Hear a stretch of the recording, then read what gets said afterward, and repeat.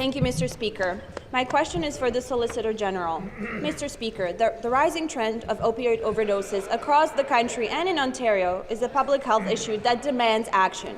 In an effort to fight back against the opioid crisis, I recently introduced my first private member's bill, which, if passed, would mandate that all police services across Ontario be trained in the administration of naloxone. Naloxone is a life-saving medication that can temporarily reverse the effects of an opioid overdose and allow for medical help to arrive. Mr. Speaker, can the Solicitor General please explain to this House how our government is empowering police services across this province to save lives? To the Solicitor General. Thank you very much, and thank you to the member for Mississauga Centre. You know, as a registered nurse, I know that she has a particular interest and insight into this issue and how we can do more work to support our everyday heroes on the front line. Last fall, our government made changes so police officers would not be subjected to an automatic criminal investigation when they used naloxone in an unsuccessful attempt to revive someone with an overdose. It was the right thing to do. This amendment enabled police officers to carry out their duties without fear of facing a criminal investigation, but more importantly, it helped save lives. Police should be subject to the same rules as other first responders when administering this potentially life-saving measure. Police officers are often the first to arrive on the scene of an emergency.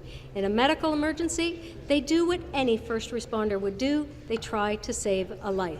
These changes were important. They sent a message to our frontline responders that we are going to have their backs when they need it. Thank you. Supplementary question.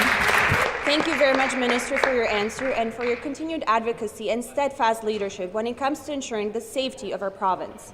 Mr. Speaker, we know that many overdoses happen in a victim's home, and police officers are often the first to arrive at the scene. The brave police officers in my riding and the rest of the province will now be treated the same as firefighters and paramedics when it comes to the administration of naloxone. This is the right thing to do for our men and women in uniform who are key first responders in the opioid crisis. Mr. Speaker, could the Solicitor General please share more about our government's commitment to supporting public safety in Ontario?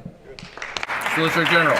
It would be an honour, Speaker. You know, in less than a year, our government has done more to support, respect and support public safety heroes than, frankly, the previous government did in 15 years. We fixed and passed legislation that restores respect to the brave men and women of the police and puts public safety first. We announced 2 phases of our plan to crack down on gun violence and break up the gangs who prey on our young people within our communities. We recently highlighted our government's commitment to move ahead with building a new, modern correctional facility in Thunder Bay that will keep correctional officers safe and better protect the people of Ontario. Mr. Speaker, we're just getting started, and I will have more to announce soon. Thank you.